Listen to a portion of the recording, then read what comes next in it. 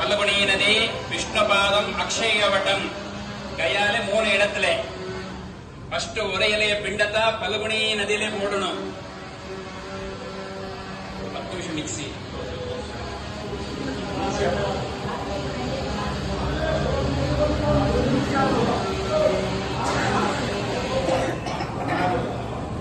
அந்த பல்லகுனி நதியில எப்பவுமே ஜலம் இருக்காது.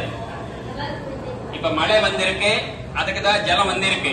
இல்ல அந்த ஊர்ல இந்த ஊர்ல கயால எப்பவுமே நதியில ஜலம் இல்லை.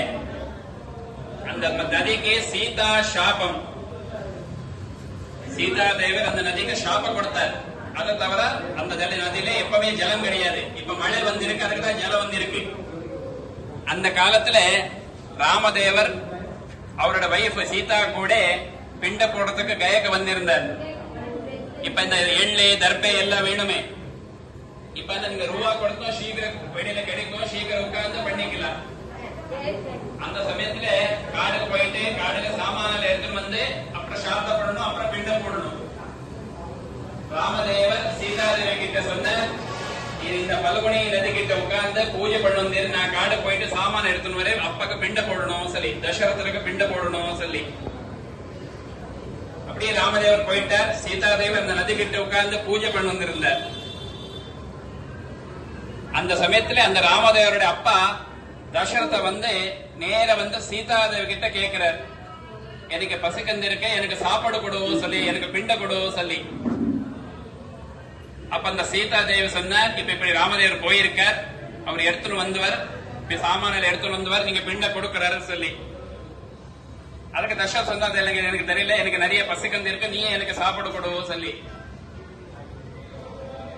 அப்ப அந்த சீதாதேவி மண்ணு அப்புறம் பால் சேர்த்து தசரத்துக்கு பிண்ட பண்ணி கொடுத்தார். அந்த மரள பிண்டத்திலே தசரத்துக்கு மோட்சமாச்சு. திரும்பி ராமதேவர் வந்து உட்கார்ந்து சாந்த பண்ணும்போது தசரத்தை வாங்கிக்கல. சீதாதேவி கொட்டே மோட்சமாச்சு. இந்த சீதாதேவி பிண்ட கொடுக்கும்போது 5 பேர் சாட்சிக்கு வச்சிருந்தது.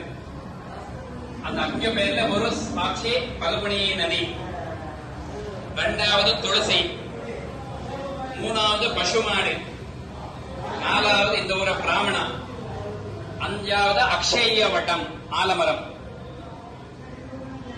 அந்த ராமதேவர் அந்த பல்குனி நதி கிட்ட கேட்டார், இந்த சீதாதேவி பிண்ட கொடுக்கும்போது நீ பாத்திருக்கியா சரி சொல்லியா?